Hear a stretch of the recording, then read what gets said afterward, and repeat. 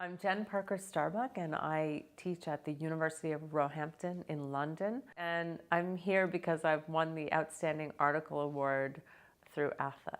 My book is called Cyborg Theater. So I've been writing about multimedia and the non-human other, I suppose, as subject of performance, doing that research for quite a long time.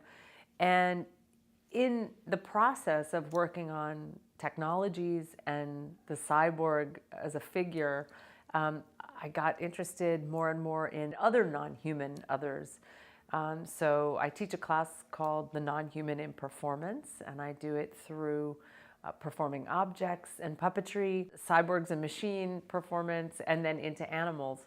So I think that the animal studies link is actually, for me, very organic and comes out of the research that I've done in multimedia. Well, animal studies has become a field in and of itself now, and it's hitting every discipline pretty much. And there are conferences in animal studies, and people come together from all over the place. The art world has been working with animals and thinking about animals in art practices. These animal studies conferences are very interesting because you engage with zoologists and scientists, activists. You know, it's a lot of different kinds of people. There are more conferences, more journals, more paper calls about these areas.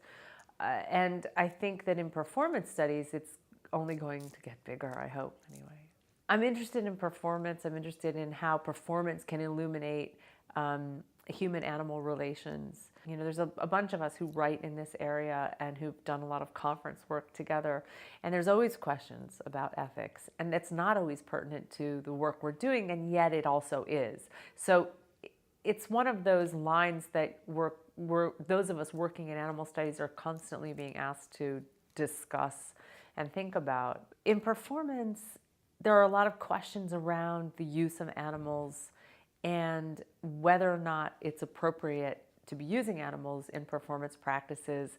There's been a lot of critique of late about circuses, rodeos, zoos. The work that I'm mostly interested in is not necessarily engaging with live animals.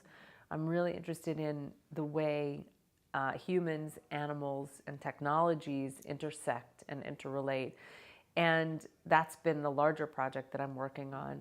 We're in a time that's being called the Anthropocene, which is really that humans have done so much destruction that there's no turning back.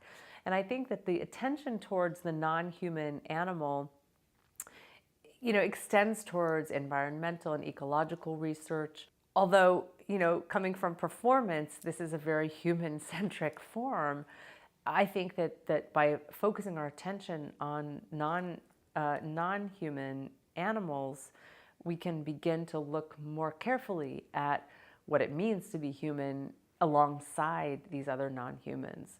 So to not maybe focus on the human as much, but begin to be more attentive and aware of others around us. I'm very excited to see how many scholars are working in this area right now. Kim Mara, who won the award last year, and I are doing a session together at ASTR this year. And I'm working with a number of other people on projects around performance and animal studies. And we're getting tremendous responses to these sessions and calls and book projects and things like that.